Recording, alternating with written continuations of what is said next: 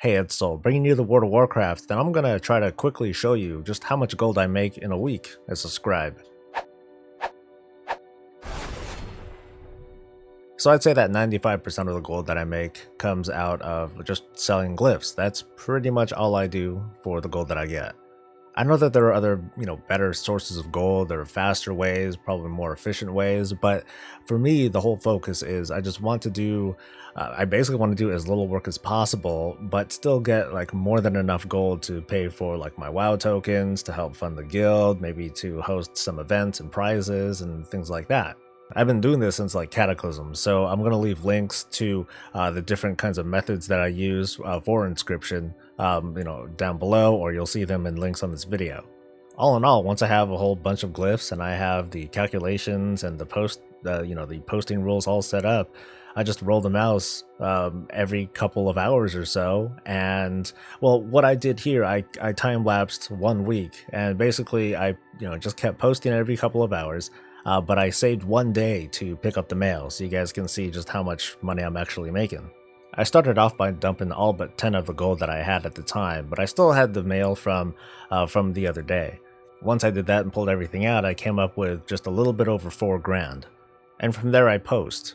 So let me tell you my posting rules really quick. For the really expensive Legion glyphs, I only do I only post one at a time, and for 12-hour and only for a 12-hour duration. The non-Legion ones, I do two kinds of posts. One, I do kind of the same thing with the Legion ones. I do one at a time. It's only at a 12-hour duration, and then it's at whatever competitive market price that I have. I do a second post though, and I cap that at around 500 or so gold with a sort of minimum, kind of a minimum pricing of about 400.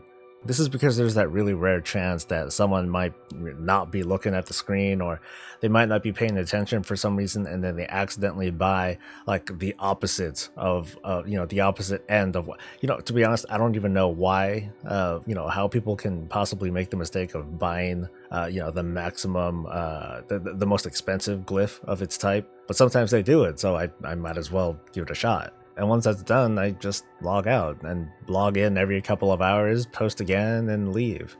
These days, I don't babysit the market like I used to. I don't, try to, be the super undercutter, and some people on this realm are.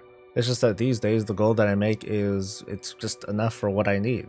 And by the end of this video, you may or may not agree. You may have suggestions, and I'll be happy to listen to them. But ultimately, I'm pretty happy. So like I think I said it earlier, but I made a little bit over 4 grand on Monday. Tuesday was going a lot better for me. Oh, and by the way, obviously you can see that I am at the Shrine of Two Moons. In order to participate in the auction stuff here, you do need to be an engineer. But in my opinion, this is easily the best place if you happen to have an auction kind of mule. Just make them an engineer. Somehow, some way, get them over here to the shrine, and you're gonna have a really comfortable time since both the mailbox, the bank, and the auction house are in one place. The only thing you need to really pay attention to or to care about is the possibility of getting killed. There are a lot of cases where someone from your opposite faction are going to come in and just start wiping the place out. You might be included. I happen to boost my tune to 100 to kind of mitigate that a little bit. It's obviously not 100% effective since he's only 100 and not 110, but I'll take what I can get with the time that I have. Anyway, Tuesday morning was a lot better. We made a little bit over 19 grand that day. I also crafted, and I'll share with you some of the details here too. When it comes to the non-Legion glyphs, I hold on to 40 of everything. I set it to 40 because stuff goes fast enough over the course of the week that it's worth making 40. That, and I have the bag space in both my bags and my bank for it, thanks to all the other glyphs that were removed from the game. For the Legion glyphs though, the most current glyphs, the market around them is still pretty volatile. And of course this is going to depend on your realm, but on my realm I consider it to be, relatively volatile. I do buy herbs every now and then, but for the most part, between agreements from my guild, as well as my own efforts at, doing some farming and using Blood of Sargeras and what have you, I don't need to buy that much. Even then though, because I don't sell at a high volume, and because undercutters typically will undercut me anyway, I only hold on to 5 of every Legion glyph. This is so that if there's like a really big shift in the price of materials and by consequence the price of the glyphs, it's not really going to affect me very much. But notice here that I screwed something up. I'm making 40 of the Glyph of Stars. That's the one druid glyph that kind of makes you, sort of semi-transparent or celestial looking or whatever. On my realm at least, this is the most popular glyph, and the one that's most likely to run out. And this time I did run out. If you're a scribe, I do suggest paying some attention to the Glyph of Stars on your realm.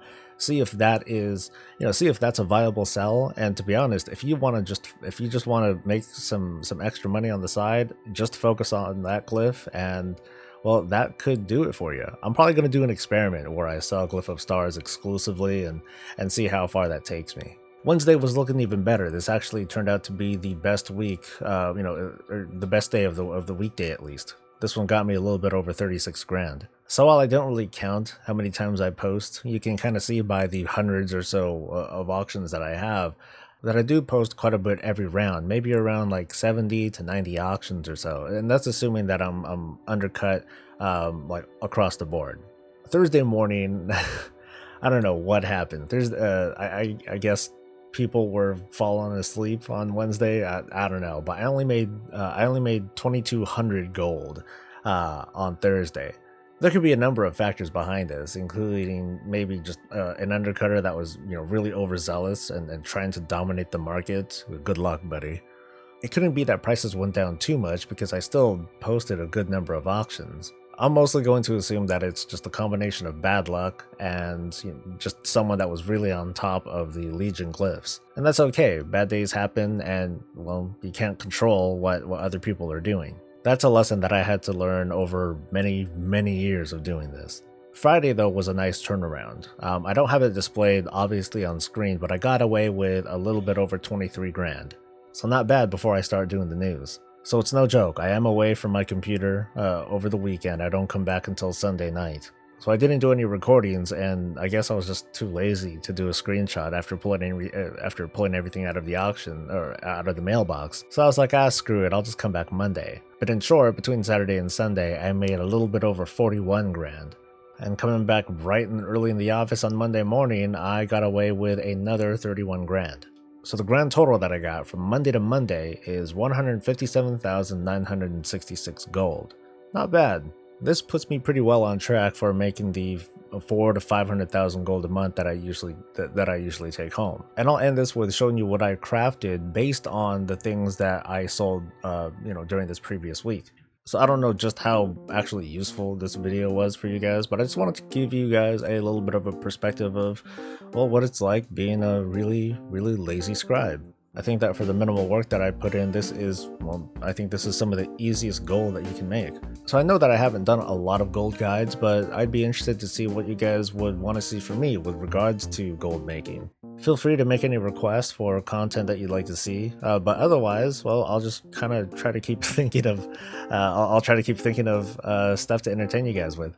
That's it. I hope you did like this video, and subscribe if you want to see more of this or any of the other stuff that I do. You guys have a good one. I'm Soul, and stay breezy.